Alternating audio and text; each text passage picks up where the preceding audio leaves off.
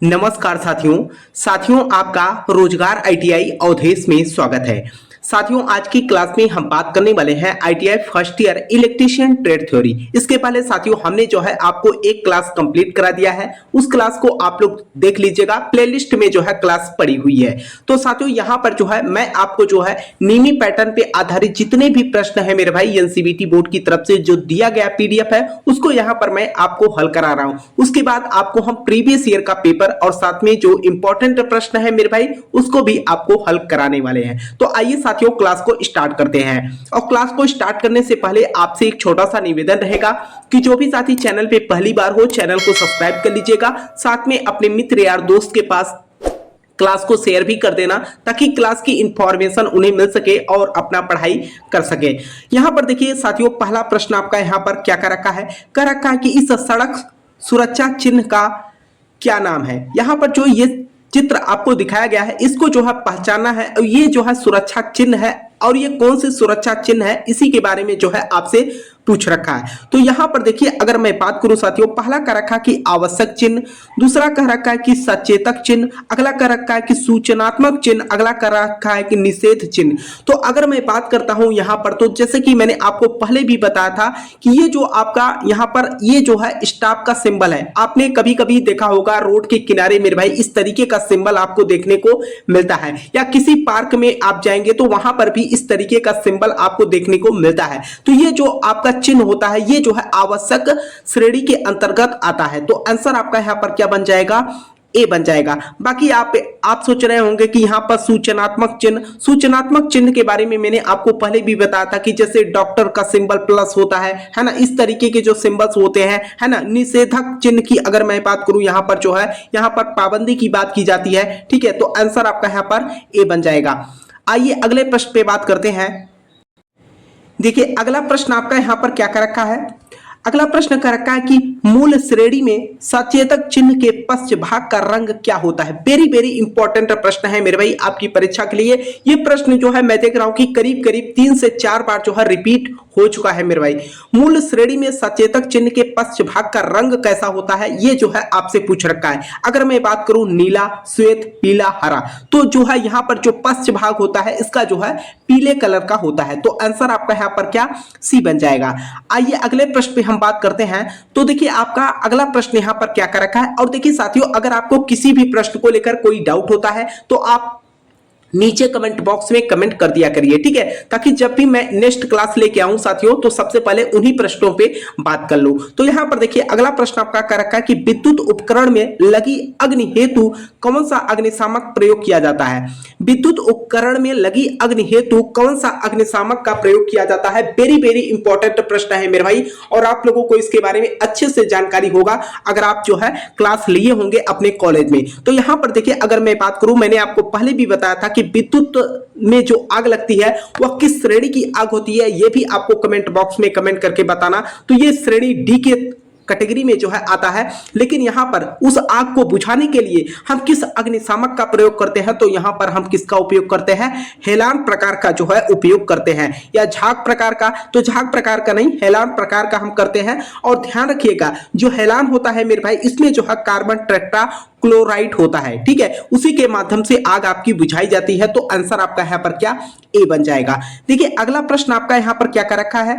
अगर मैं अगले प्रश्न की बात करता हूं साथियों, तो देखिए अगला प्रश्न आपका कर रखा है कि अपशिष्ट निपटान विधि में कौन सी है जो गर्मी पैदा करती है। अपशिष्ट निपटान विधि कौन सी है जो गर्मी पैदा करती है। अगर मैं बात करूं यहां पर पहला आपसे कर रखा है कि पुनः चक्रण का मतलब यह है मेरे भाई कि कोई भी पदार्थ है उसको अगर खराब हो गया है ना, उसको जो है दोबारा से अगर आप रिसाइक्लिंग करके दूसरा कोई पदार्थ बना ले रहे हैं तो वह जो है आपका पुनः चक्रण के अंतर्गत आता है। खाद डालने का मतलब तो आप समझ ही रहे हैं मेरे भाई, कोई भी पेड़ पौधा हो वहां पर जो है आप अगर खाद दे रहे हैं तो ये जो है आपका क्या अपशिष्ट निपटान विधि है। अगला अगर मैं बात करता हूं यहां पर भस्मीकरण की बात करूं साथियों, जैसे कूड़ा कचरा है उसको जो है एक जगह रख के जो है हम क्या करें, जला दें, तो वह जो है भस्मीकरण के श्रेणी में आएगा। अगला कह रखा है अपशिष्ट संघनन। अपशिष्ट संघनन की मैं बात करूं, जैसे कि मान के चलिए कूड़ा कचरा ही है मेरे भाई, ठीक है, उसको आप प्रेशर यानी कि दबा कर जो है एकत्रित कर देना। जैसे कि काफी एरिया में अगर मान के चलिए कूड़ा कचरा फैला हुआ है, अगर उसको आप दबाव दे देंगे तो वह क्या होगा, कम आयतन में हो जाएगा। तो यहां पर जो है दबाव देकर जो है कम आयतन में करना अपशिष्ट संघनन के श्रेणी में आता है। तो यहां पर आंसर आपका क्या बन जाएगा, डी बन जाएगा, ठीक है। आइए अगले प्रश्न पे हम बात करते हैं। तो देखिए अगला प्रश्न आपका यहां पर क्या कर रखा है, और वेरी वेरी इंपॉर्टेंट प्रश्न है मेरे भाई आपके परीक्षा के लिए, क्योंकि ये प्रश्न मैं देख रहा हूं मेरे भाई, ये भी 2 से 3 बार जो है 2021 से लेकर 2025 तक, जब से मेरे भाई यहां पर सीबीटी परीक्षा स्टार्ट हुई है आपकी, तब से मैं यहां पर बात कर रहा हूं। बाकी अगर ऑफलाइन परीक्षा की बात करूं तो भी यहां पर जो है प्रश्नों को रिपीट किया गया है, ठीक है। देखिए ये प्रश्न क्या कर रखा है, धुएं से सुरक्षा के लिए किस व्यक्तिगत सुरक्षा उपकरण पीपीई का उपयोग किया जाता है। धुएं से सुरक्षा के लिए किस व्यक्तिगत सुरक्षा उपकरण पीपीई का उपयोग किया जाता है, ये जो है आपसे पूछ रखा है। तो यहां पर अगर मैं बात करूं साथियों, सीधे तौर पे अगर देखा जाए तो देखिए पहला क्या रखा है कि एप्रेन के विधि के द्वारा, या चश्मे के द्वारा, या कान कवच के द्वारा, नाक कवच के द्वारा। अगर मैं चश्मे की बात करता हूं साथियों, तो आपको भी पता है कि अगर हम चश्मे की सेफ्टी की बात करते हैं तो वहां पर क्या होता है, जैसे आप वेल्डिंग करने जा रहे हैं तो वेल्डिंग करने से पहले हम क्या करते हैं, ब्लैक चश्मा लगा लेते हैं, ताकि जो भी यहां पर जो है अतिरिक्त प्रकाश हो हमें जो है यहां पर नुकसान न दे, ठीक है। आइए अगले प्रश्न पे अगर हम यहां पर बात करें साथियों, देखिए पहले तो इसी प्रश्न पे बात कर रहे हैं, चश्मा तो हो गया मेरे भाई, वेल्डिंग के समय हम लगा लेते हैं। नाक कवच की बात करें साथियों, तो आपको भी पता है कि नाक कवच या कान कवच क्या होता है कि जैसे अधिक साउंड हो रहा है ना, तो वहां पर हम क्या करते हैं, कान कवच लगा लेते हैं, ताकि हमारे जो है कान को यहां पर कोई साइड इफेक्ट ना हो। दूसरा नाक कवच, नाक कवच का मतलब मेरे भाई अगर कहीं पर प्रदूषण हो या धुआं हो, है ना, तो ऐसे में जो है हम क्या करते हैं, मास्क लगा लेते हैं, तो वहां पर जो है हमें सुरक्षा प्रदान होता है। तो यही तो आपसे पूछ रखा है कि धुएं से सुरक्षा के लिए हम क्या करते हैं, नाक कवच का जो है उपयोग करते हैं। तो आंसर आपका यहां पर क्या हो जाएगा, डी बन जाएगा। देखिए अगला प्रश्न आपका यहां पर क्या कर रखा है, और वेरी वेरी इंपॉर्टेंट प्रश्न है मेरे भाई। अभी जब मैं आपको प्रीवियस ईयर का प्रश्न हल कराऊंगा तो आप देखिएगा यहीं से प्रश्न नीमी पैटर्न से ही प्रश्न बार बार जो है एनसीबीटी बोर्ड रिपीट करती है, जो कि मैंने आपको पहले भी बोला था कि आईटीआई का कोर्स मेरे भाई बहुत बड़ा लेंथी नहीं है, एक लिमिट कोर्स है। तो एनसीबीटी बोर्ड क्या करती है, प्रश्नों को जो है रिपीट ही करती है। जैसे अगर मैं हाई स्कूल इंटर की बात करूं मेरे भाई, तो आपका एक लिमिट कोर्स होता है, उसी के तहत जो है प्रीवियस ईयर के पेपर 1-2 साल बाद जो है क्या किया जाता है, रिपीट किए जाते हैं। उसी तरीके से जो है आपके आईटीआई सीबीटी परीक्षा में भी प्रश्न देखने को मिलते हैं। यहां पर देखिए क्या कर रखा है कि बीआईएस का पूर्ण रूप है। यहां पर सीधे तौर पे अगर मैं बात करूं तो बीआईएस का जो है पूरा नाम आपसे पूछ रखा है, और ये जो है आप लोग रट लीजिएगा मेरे भाई, ठीक है। अगर यहां पर बात करें तो इसको हम ब्यूरो ऑफ इंडियन स्टैंडर्ड के नाम से जानते हैं। तो आंसर आपका यहां पर क्या हो जाएगा, बी बन जाएगा, ठीक है। अगले प्रश्न पे हम बात करते हैं साथियों। अगला प्रश्न देखिए आपका यहां पर क्या कर रखा है, कर रखा है कि भारी भार उठाने और स्थानांतरित करने के लिए किस पद्धति का उपयोग किया जाता है। वेरी वेरी इंपॉर्टेंट प्रश्न है मेरे भाई।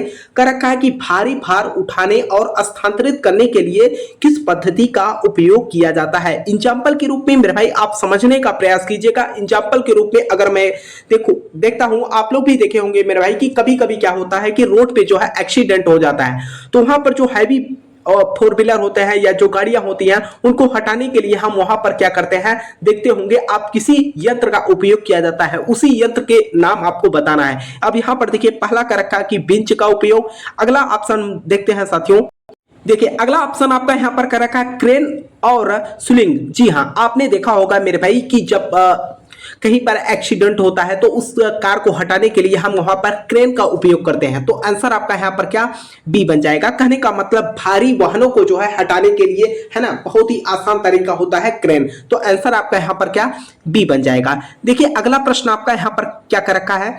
अगला प्रश्न मेरे भाई कह रखा है कि आग बुझाने में स्टार्विंग क्या है। आग बुझाने में स्टार्विंग क्या है, वेरी वेरी इंपॉर्टेंट प्रश्न है मेरे भाई। ये क्या है, यही जो है आपसे पूछ, स्टार्विंग का मतलब यह होता है मेरे भाई कि आग को जो है आप किस तरीके से बुझा सकते हैं, यही जो है आपसे पूछ रखा है। देखिए पहला ऑप्शन जो है आपका यहाँ पर कर रखा है कि अग्नि में ईंधन मिलाना। अगर हम अग्नि में ईंधन मिलाते हैं मेरे भाई तो उस कंडीशन में तो आग और जलने लगेगी। अगला कर रखा है कि अग्नि से ईंधन अलग करना। अगर हम अग्नि से ईंधन अलग कर देते हैं तो भी आपका आग जलती रहेगी जब तक वहां पर ईंधन उपलब्ध रहेगा। अगला आपसे कर रखा है कि जल का उपयोग करके तापमान कम करना। हम मान के चलिए कहीं पर आग लगी है, अगर आप जल देते हैं तो वहां पर क्या होता है कि मान के चले कुछ मात्रा कुछ टेम्परेचर तो आपके कम हो जाएंगे, ये तो बात सही है। लेकिन यहां पर आपसे कर रखा है कि आग को बुझाने में स्टार्विंग क्या है, ये जो है आपसे पूछ रखा है। अगला ऑप्शन अगर आप देखेंगे साथियों तो इसमें क्या कर रखा है कि अग्नि को ऑक्सीजन की आपूर्ति से अलग करना। जी हाँ, अगर हम अग्नि की ऑक्सीजन की आपूर्ति को अलग कर दे साथियों तो यहां पर आग जो होगी आपका ऑटोमेटिक बुझ जाएगी। जो कि मैंने आपको पहले भी बताया था कि कहीं पर अगर आग लगी है या आग लगाने के लिए तीन पदार्थों की जरूरत पड़ती है। पहला आपका उष्मा होता है, उसके बाद ईंधन होती है, पुनः जो है आपके पास ऑक्सीजन।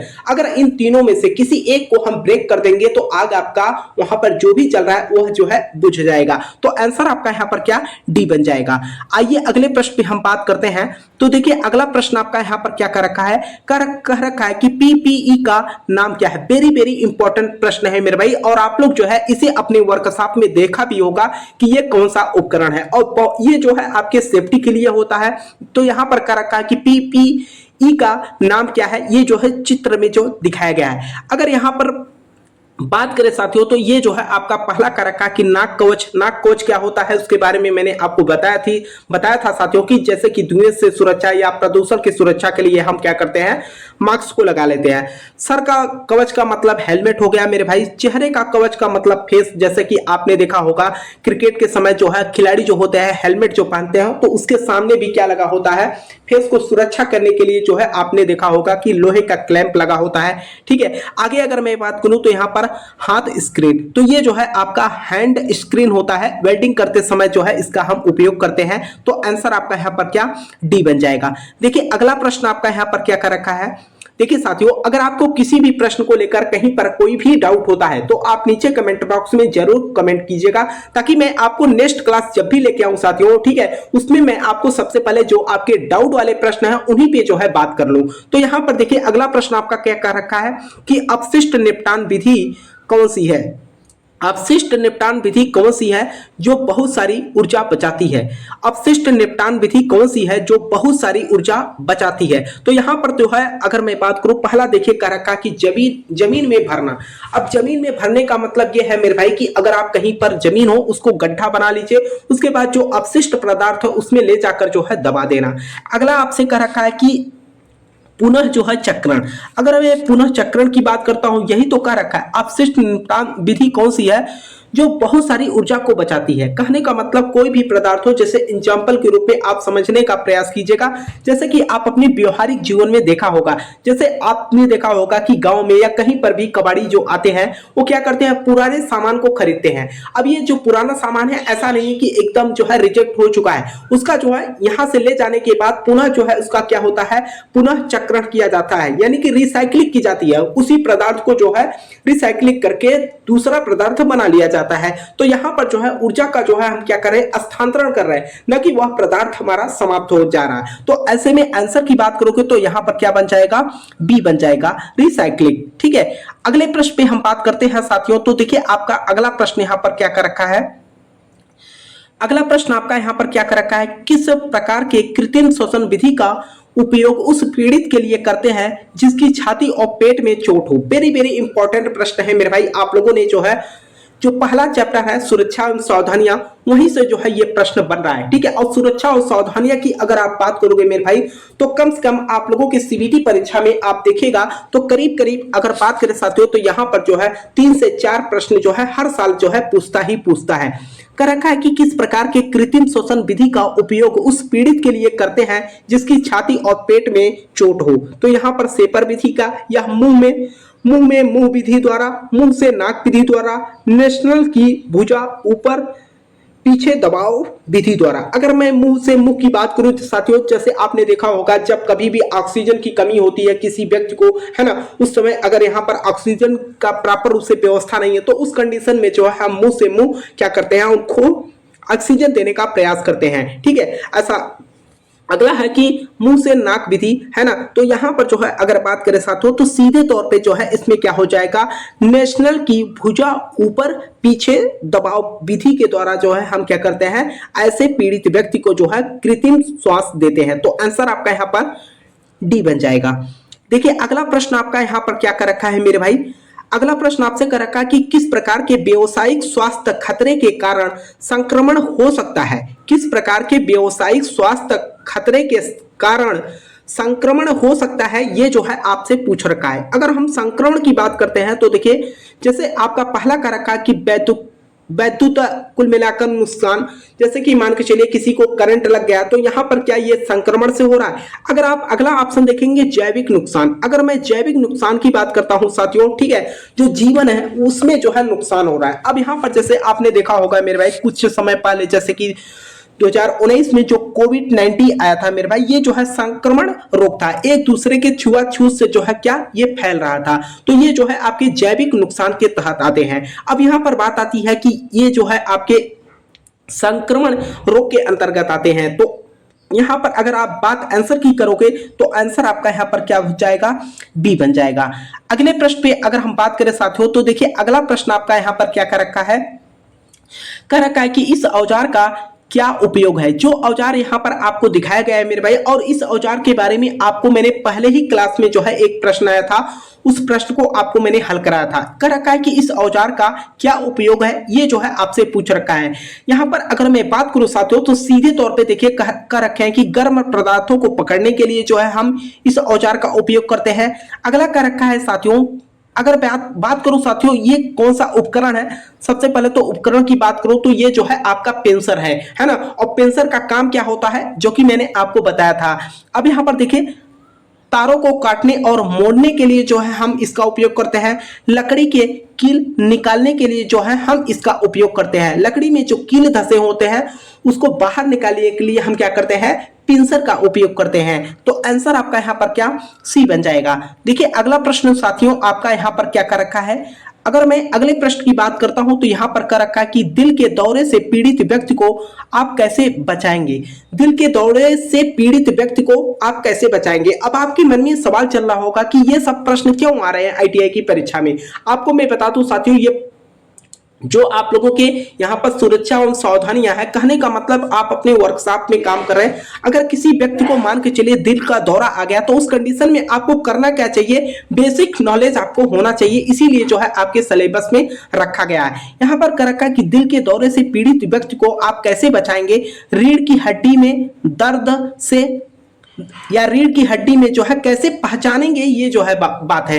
रीढ़ की हड्डी में अगर दर्द हो रही है तो क्या हम समझ जाएंगे कि इनके दिल को दौरा आया है। मुंह पूरी तरह बंद हो जाएगा। अगला कह रखा है पेट में अधिक सूजन हो जाएगी। होठों के चारों ओर नीला पड़ जाएगा। अगर किसी को दिल का दौरा आ रहा है तो इसका मतलब होठों के चारों ओर क्या होगा, नीला कलर हो जाएगा। तो आंसर आपका यहाँ पर क्या, डी बन जाएगा। देखिए अगला प्रश्न आपका साथियों यहाँ पर क्या कर रखा है, अगले प्रश्न पे हम बात करते हैं। देखिए अगला प्रश्न आपका यहाँ पर क्या कर रखा है, अगला प्रश्न कर रखा है कि इस औजार का नाम क्या है। जो औजार आपको यहाँ पर दिखाया है, और ध्यान रखिएगा मेरे भाई, आपके सीबीटी परीक्षा में करीब करीब 15 से 16 प्रश्न सीधे आपको चित्र देकर मेरे भाई प्रश्न पूछता है। अभी जब मैं आपको प्रीवियस ईयर का पेपर आपको हल कराऊंगा मेरे भाई, तो आप देखिएगा सीधे के सीधे आपको चित्र देकर जो है प्रश्न एनसीईआरटी बोर्ड पूछता है। तो यहाँ पर कह रखा है कि इस औजार का क्या नाम है, ये जो है आपको बताना है। अगर मैं इस औजार की बात करता हूं, ये जो है आपका कौन सा औजार है, यही तो आपसे पूछ रखा है। वायर स्ट्रिपर है या क्रिप्टिंग टूल है।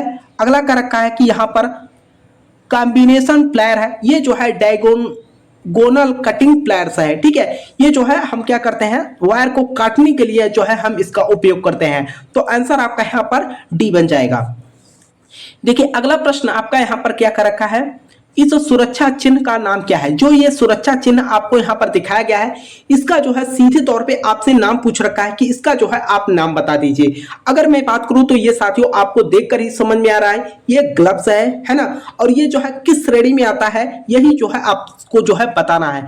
अगर हम यहाँ पर बात करें चेतावनी चिन्ह की बात करें, है ना, अगला आपसे यहाँ पर कर रखा है कि आवश्यक चिन्ह के श्रेणी में आता है, निषेधक चिन्ह के अंतर्गत आता है, सूचनात्मक चिन्ह के अंतर्गत आता है। जो कि मैंने आपको बताया भी था साथियों की जो आपके यहाँ पर अगर बात करें जैसे हेलमेट की बात करें या ग्लव्स की बात करें या शूज की बात करें, है ना, ये सब जो है आपके आवश्यक चिन्ह के अंतर्गत आते हैं। तो आंसर आपका यहाँ पर क्या बी बन जाएगा। ठीक है, और चेतावनी वाले चिन्ह तो ये होते हैं मेरे भाई कि अगर कहीं पर आप जा रहे हैं, जैसे कि ज्यादातर ये जो है रोड के किनारे देखने को मिलते हैं चेतावनी वाले चिन्ह। ठीक है, आपको सचेत करते हैं, यानी कि कोई दुर्घटना से पहले जो है आपको जानकारी दे देते हैं। अगला प्रश्न जो है आपका यहाँ पर क्या कर रखा है, अगला प्रश्न आपसे कर रखा है कि पीड़ित के रक्त के बहाव को रोकने के लिए क्या प्राथमिक चिकित्सा उपलब्ध कराई जाती है। पीड़ित के कहने का मतलब यह है मेरे भाई कि कोई भी व्यक्ति है, अगर कहीं पर उसे चोट लग गई, ब्लडिंग स्टार्ट हो गया, तो उस कंडीशन में उस ब्लड को रोकने के लिए हमें जो है प्राथमिक जो चिकित्सा होती है वह क्या उपलब्ध करानी चाहिए। पहला आपसे कर रखा है कि मलहम लगा देना चाहिए, अगला कर रखा है कि चोट लगे हुए भाग को ऊपर रखना चाहिए, या चोट लगे हुए भाग को ड्रेसिंग करना चाहिए, अगला कर रखा है कि चोट लगे हुए भाग पर दबाव डालना। जी हाँ, जहां पर चोट लगी है सबसे पहले तो वहां पर आप दबाव दीजिए ताकि ब्लड जो है रुक सके। ठीक है, तो आंसर आपका यहां पर क्या हो जाएगा, डी हो जाएगा। अगला प्रश्न साथियों, आइए अगले प्रश्न पे हम बात करते हैं।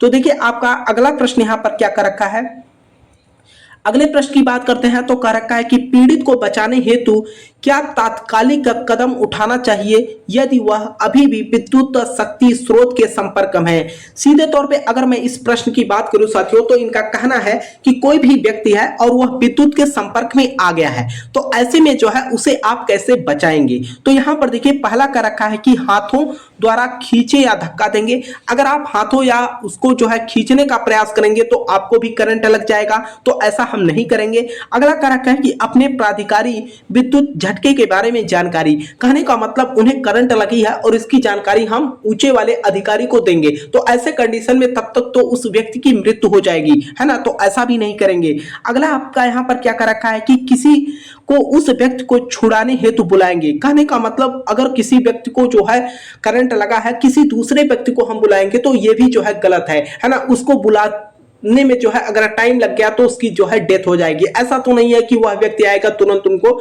छुड़ा देगा। अगला आपसे करा कि संयोजक को अलग करके शक्ति आपूर्ति को बंद कर देंगे। जी हाँ, उस संयोजक के सबसे पहले ऐसे कुचालक पदार्थ हम लेंगे जो विद्युत के कुचालक हो, है ना, उससे जो है झटका दे देंगे। उसके बाद जो आपकी मेन सप्लाई है उसी को हम क्या कर देंगे, बंद कर देंगे, ताकि जो है वहां पर विद्युत जाएगा ही नहीं, तो ऑटोमेटिक उस व्यक्ति से करंट अलग हो जाएगा। तो ऐसे में उस व्यक्ति हम जान बचा सकते हैं। तो ये रहा साथियों आज की क्लास, और मुझे उम्मीद भी है साथियों कि आपको जो है क्लास समझ में आई होगी। अगर आपको किसी भी प्रश्न को लेकर मेरे कहीं पर भी कोई भी डाउट हो तो आप नीचे कमेंट बॉक्स में कमेंट कर दीजिएगा, ताकि मैं आप लोगों की हेल्प कर सकूं। ठीक है, दूसरी बात यह है साथियों कि इसके पहले मैंने आपको एक क्लास हल करा दिया है, उस क्लास को भी आप देख लीजिएगा। निम्न पैटर्न पे आधारित मेरे भाई जितने भी प्रश्न है सभी को मैं आपको यहां पर विद एक्सप्लेन के साथ हल कराने वाला हूं। साथ में आपको हम प्रीवियस ईयर का पेपर भी देंगे साथियों।